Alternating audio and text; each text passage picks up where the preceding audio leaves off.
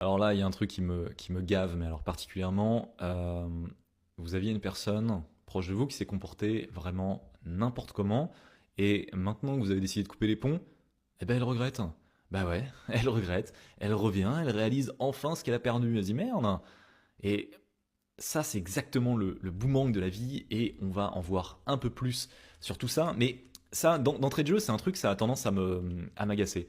Vous avez une personne vraiment qui se comporte mal, qui fait tous les mauvais choix possibles, mais quand ça s'arrête, eh ben, ah bah mince, c'est fini.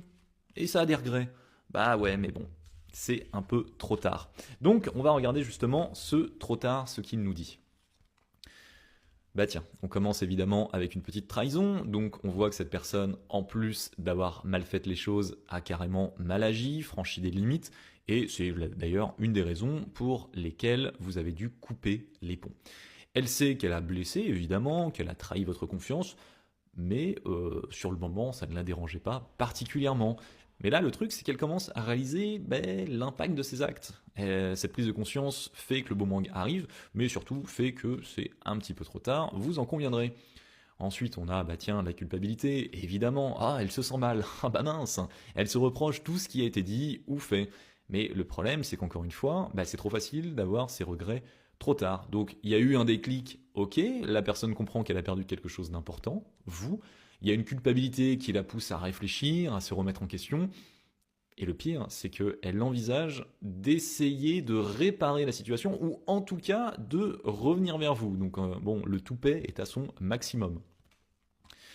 On voit qu'il y a de l'instabilité. Bon, clairement, on pourrait même s'arrêter là, mais on va continuer nos petites cartes. Mais là, on voit qu'il y a vraiment un souci avec cette personne.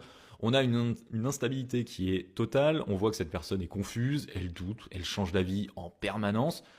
Elle sait. Donc ça, par contre, on sait qu'elle a foiré, hein, ça, clairement. Mais cette personne n'est clairement pas encore solide émotionnellement pour faire un changement durable.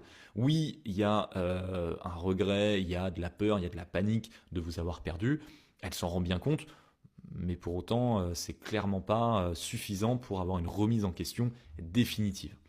Donc, ensuite, on voit la carte victoire. Bah, félicitations, vous avez enfin gagné. Vous avez pris la décision de couper les ponts avec une relation qui était au mieux mauvaise, au pire toxique, et c'était la bonne chose à faire. Vous avez été clair sur ce que vous méritez, et vous savez que vous ne retomberez pas dans finalement les mêmes schémas. Là, c'est une relation qui vous a servi effectivement de cassure avec votre ancien vous pour éviter de retomber dans ce genre de travers.